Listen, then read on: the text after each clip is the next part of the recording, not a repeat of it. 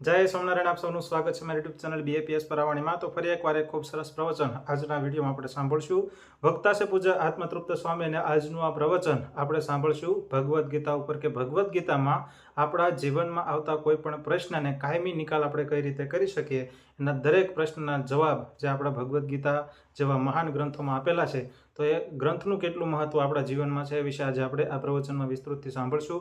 ખૂબ સરસ કથા આજના વિડીયોમાં છે, એટલે વિડીયો જરૂરથી સંપૂર્ણ જોઈ વિડીયો લાઇક કરજો, વિડીયો શેર કરજો, નીચે જય સ્વામિનારાયણની કમેન્ટ અવશ્યથી કરજો। તો વધારે સમય ન બગાડતા આજનું આ પ્રવચન શરૂ કરીએ।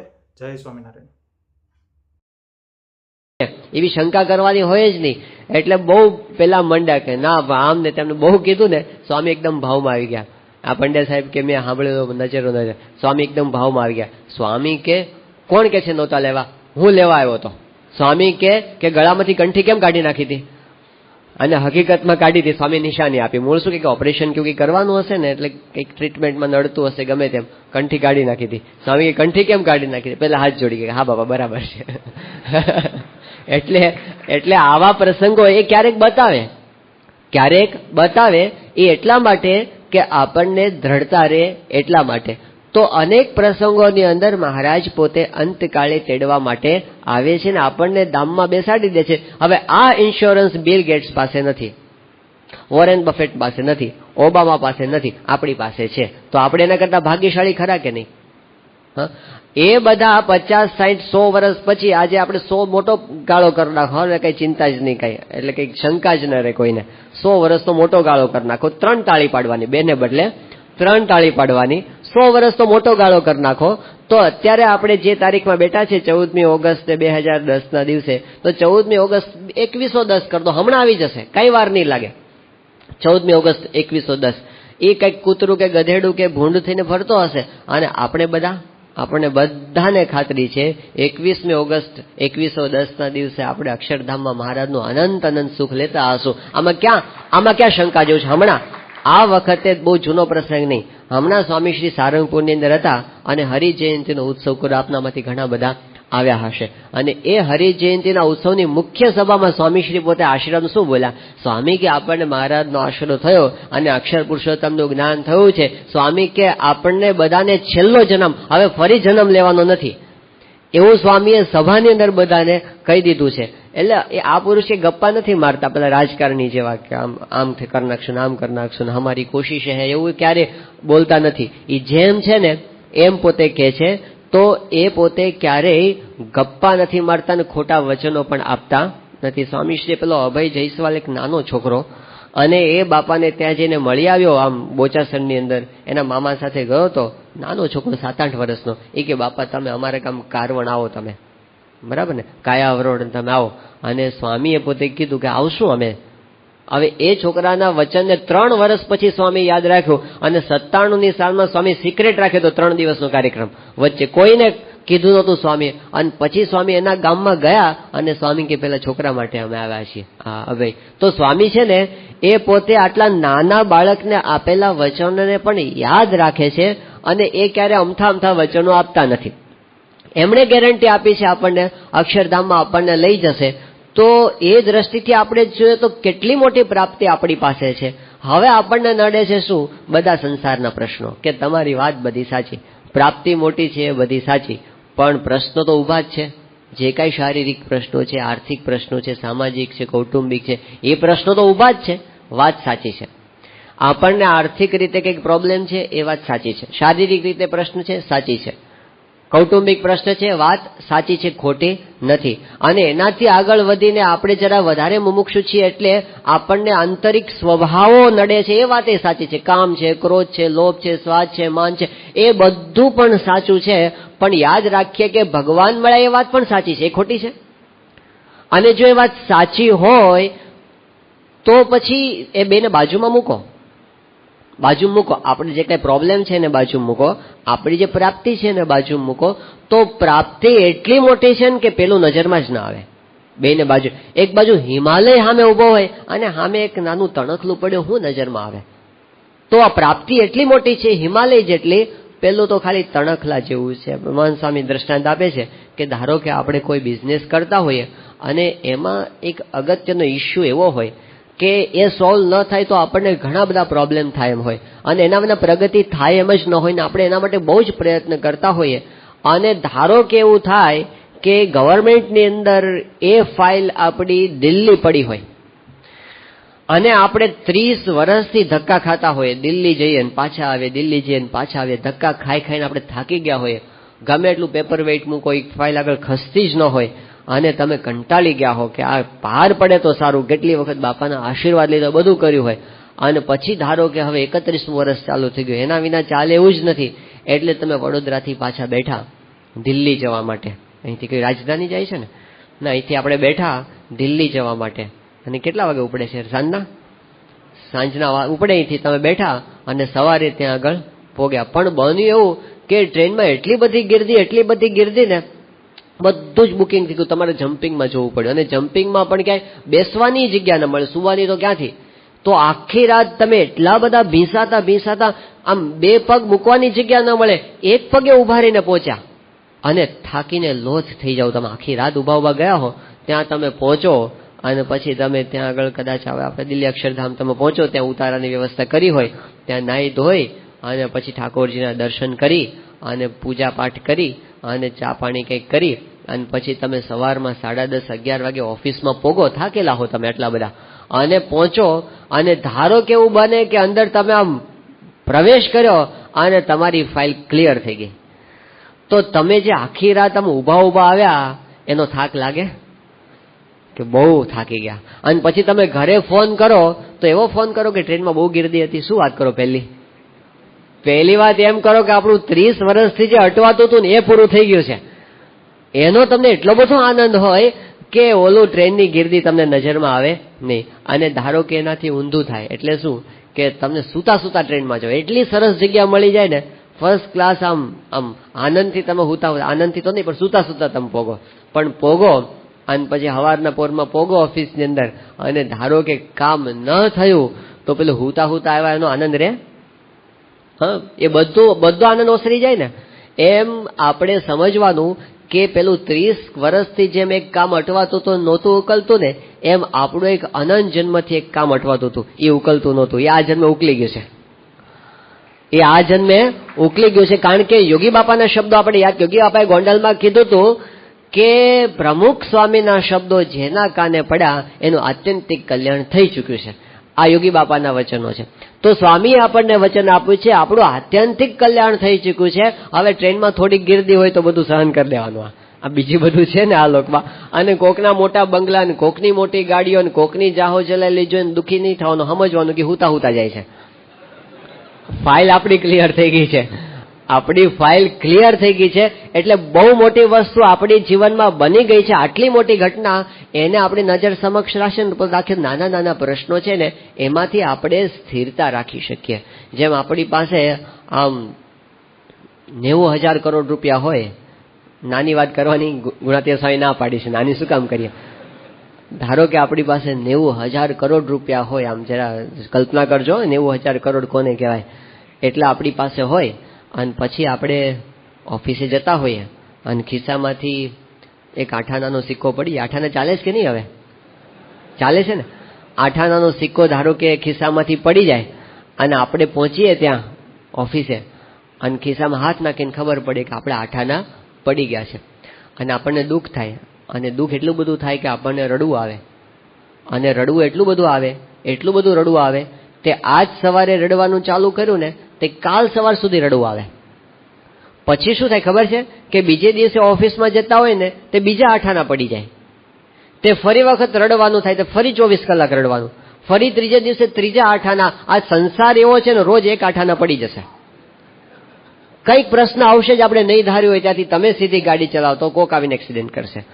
એટલે સંસાર એવો છે, રોજ એક 8 આના પડી જશે. એ 8 આના માટે 24 કલાક રડવું હોય તો 5 મિનિટ રડી લઈએ, ચલો વાંધો નથી, પણ એની જ ચિંતાને એના જ વિચારો તો પછી ઓલા 90,000 કરોડ આપણી પાસે છે એને ભોગવવાના ક્યારે, એનો આનંદ ક્યારે માણવાનો? એમ પ્રશ્નો આવ્યા, બરાબર છે, પ્રશ્ન છે એને સ્વીકારે આપણે, નથી એવું નથી, એ રિયલ પ્રશ્ન છે. પણ એ પ્રશ્નમાં ને પ્રશ્નમાં ગૂંચવાયેલા રહીએ તો જે આપણી પાસે છે ને ભોગવવાનું, ક્યારે આપણે એક બહુ મોટી ભૂલ થતી હોય તો શું થાય છે, સવારે ઉઠીએ ને ત્યારથી આપણને એ યાદ આવે છે કે જીવનમાં પ્રશ્નો કયા છે. ઉઠતા વેત આપણને એ યાદ આવે છે આપણને શું નથી મળ્યું, આપણી પાસે શું ખામી છે એ પહેલું યાદ આવે છે. આપણી પાસે શું છે એ આપણને યાદ નથી આવતું. તો આપણે ખાલી આમ પાટો બદલી નાખવાનો છે. એટલું કરવાનું છે, પહેલા એ વિચારવાનું છે આપણી પાસે શું છે એ પહેલા વિચારી લેવું. એ પહેલા વિચારીને પછી વિચારવું કે આપણી પાસે શું નથી. એ વિચારવાની ના નથી, પણ પેલા એક વખત આપણી પાસે જે છે ને એનો પ્રામાણિકતાથી આપણે કેવું કહેતા કે વધારીને વિચાર કરો. પોઝિટિવ થિંકિંગ પણ નહીં, રિયલ થિંકિંગ. આ પોઝિટિવ થિંકિંગ નથી કે નથી ને તમે માનો એમ નહીં, જે છે એ માનવાનું છે. મહારાજે અમદાવાદના અંત્યના બીજા વચનમાં એ જ કીધું કે જેમ છે એમ નથી સમજતો એ મૂર્ખો છે. તો આપણે જેમ છે એમ સમજવાનું છે. આપણી પાસે હકીકતમાં જે આપણી માલિકીની વસ્તુ છે કે અક્ષરધામના ધણી આપણી પાસે છે, આપણે એમના દીકરા થયા છીએ, આપણા બાપનું છે અક્ષરધામ, આ લોકની અંદર એમણે આપણો હાથ ઝાલ્યો છે, અંતકાળે આપણને લઈ જવાના છે, તો આપણે એમની છત્રછાયા નીચે બેઠા છીએ. આ બધું સાચું જ છે ને આમાં ખોટું શું છે? એ 100% સાચી વસ્તુ છે. એને એક બાજુ રાખીને પછી જીવનના પ્રશ્નોનો વિચાર કરવો. જેટલા પ્રશ્નો એટલા વાંધો નથી. પછી એ પ્રશ્નો એ આપણને દુઃખી નહીં કરી શકે.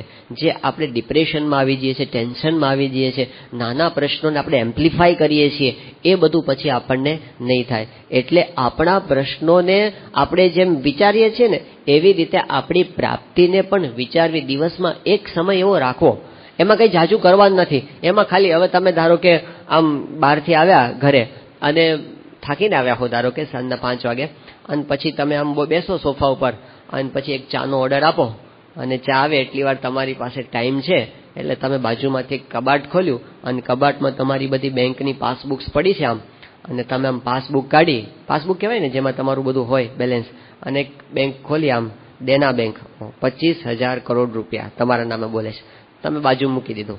બીજું ICICI 50,000 કરોડ બાજુ મૂક્યા. ત્રીજી બેંક કાઢી, કઈ છે? Bank of Baroda 90,000 crore. ચોથી બેંક કાઢી 1.25 લાખ કરોડ. પાંચમી બેંક કાઢી 1.5 લાખ કરોડ.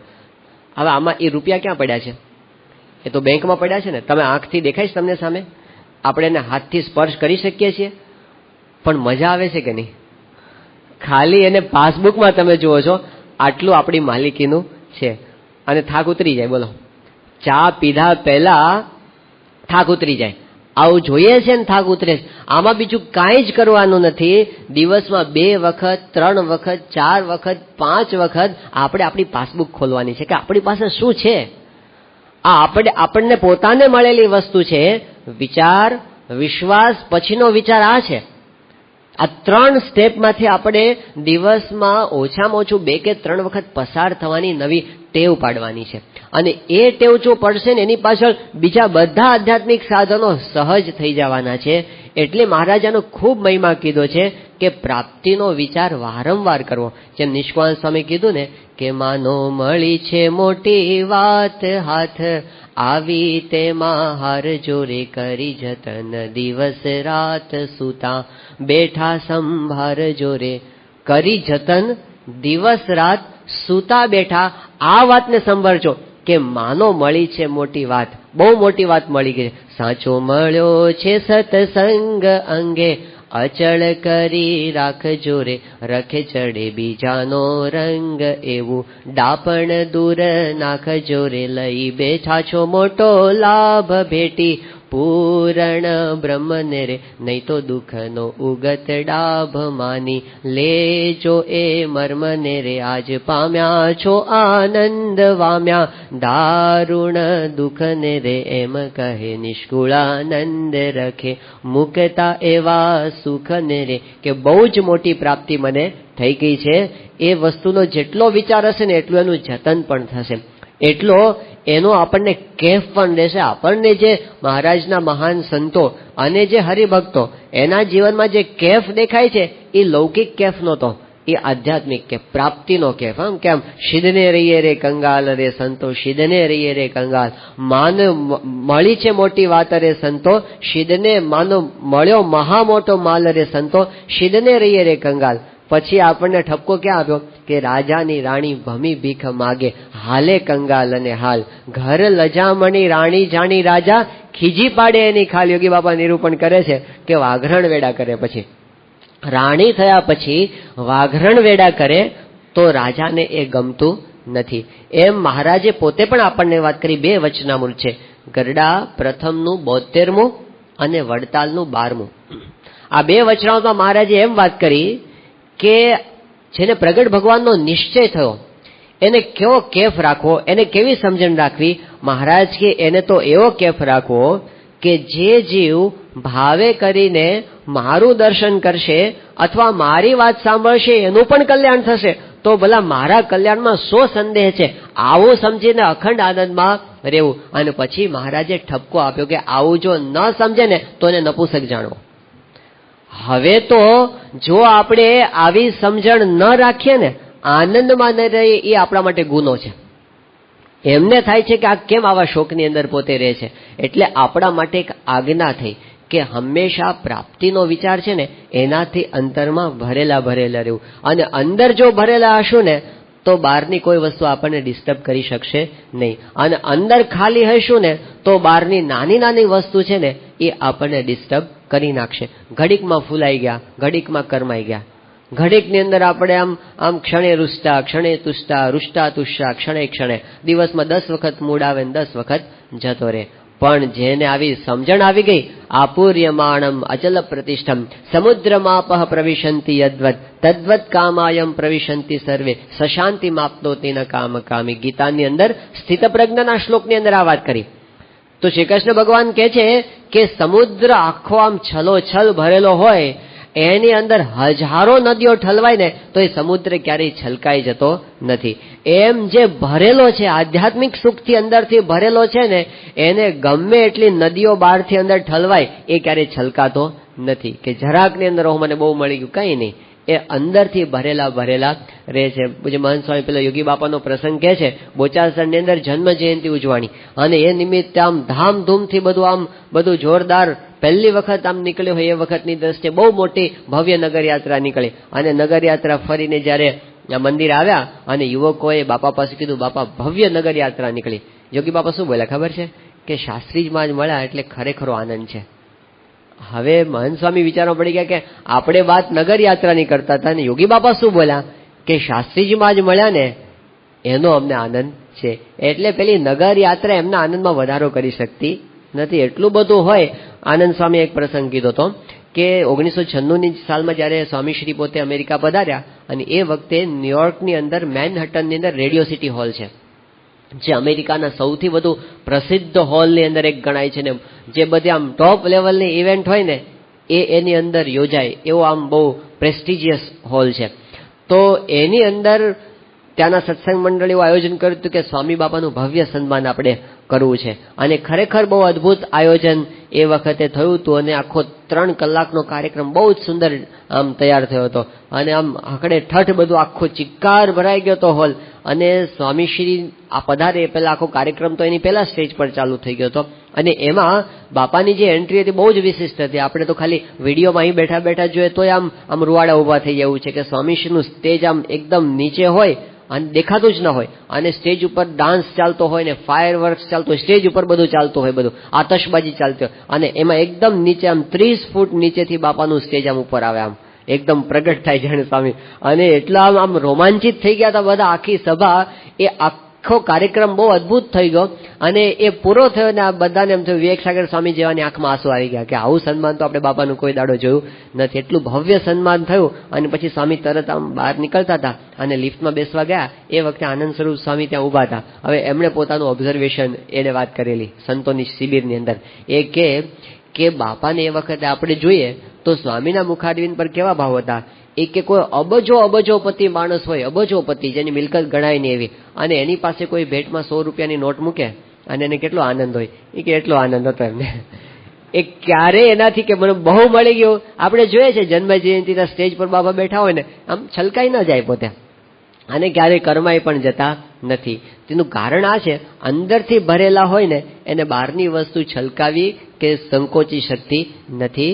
તો આપણે પણ એમના થયા આ વસ્તુ શીખવાની એમની ઈચ્છા રહે છે કે તમે બધા પ્રાપ્તિના આનંદથી ભરેલા રહો. આમાંથી ઘણા બધા પ્રસંગના સાક્ષી હશે જેને પ્રત્યક્ષ દર્શન કર્યા હશે. 97ની સાલમાં બાપાની જન્મ જયંતિ આગળ ઉજવાતી હતી. તારીખ અને તિથિ બંને ભેગા થતા હતા. 7મી ડિસેમ્બર પણ હતી, માક્ષર સુદ આઠમ પણ હતી. અને અહીં આગળ જ આપણે મંદિરની આગળનું પેલું આગળનો ભાગ છે ને, બંને બાજુ પેલું જે હાથીની બંને બાજુ પેલું જે પગથિયા છે, અને પગથિયા ઉપર આખી ફૂલની વચ્ચેના ભાગમાં ફૂલની આખી આમ ચાદર જેવું કર્યું હતું, અને શતમજીવ શરદહન એવું બધું સરસ સૂત્રો લખ્યા હતા. સ્વામીશ્રીની સ્વાગત સભા ત્યાં હતી. બાપા પધાર્યા, ઠાકોરજીના દર્શન કરીને સીધા આગળના ભાગમાં આવ્યા. હરિભક્તો બધા ત્યાં આગળ ગોઠવાઈ ગયા હતા. અને એ વખતે સ્વામીશ્રીએ જે વાત કરીને યાદ છે, સ્વામી આ જ વાત કરી હતી, ભાગ્ય જાગ્યા રે આજ જાણવા. એ કીર્તન ગાઈને સ્વામીએ વાત કરી, સ્વામી કે આપણે બધાનું કલ્યાણ નિશ્ચિત છે, આપણે અક્ષરધામમાં બેસી ગયા છીએ, આપણને કોણ મળ્યા છે એમ કરીને સ્વામીએ પોતે પ્રાપ્તિની અદ્ભુત વાત કરી. સ્વામી કે હવે આપણે કાંઈ બાકી નથી, જે કાંઈ પામવાનું છે એ બધું આપણને મળી ગયું છે. તો દેહ મૂકીને જેને પામવા છે એ દેહ છતાં આપણને મળી ગયા. એ પ્રાપ્તિની વાત એમણે આપણને સમજાવી છે. એટલે વિચાર, પછી વિશ્વાસ, અને પછી આવે છે આ વિચાર, એ કૃતાર્થપણાનો વિચાર. એના માટે આપણે દિવસમાં અમુક સમય નિશ્ચિત કરવો જ જોઈએ. ક્યારે કરવો આ વિચાર એવું આપણને થાય તો અમુક સમય તો આપણા દિવસમાં નિશ્ચિત હોય છે, જે આપણે ભક્તિ કરીએ છીએ. સવારે પૂજા આપણે રોજ કરવાના છીએ, કે નિયમ પ્રમાણે આમ જોઈએ તો આપણે રોજ 2 સમયની આરતી તો કરતા જ હોઈએ છીએ. ટ્રાવેલિંગમાં હોય તો ટ્રાવેલિંગમાં કરી લેવાની હોય, જ્યાં હોઈએ ત્યાં. તો આપણી ભક્તિ સંબંધી જે કોઈ ક્રિયા છે, પૂજા હોય, આરતી હોય, ઘણા બધા હરિભક્તો ચેષ્ટા પણ કરે છે. કેટલાક હરિભક્તો દિવસ દરમિયાન માનસી પૂજા પણ કરે છે.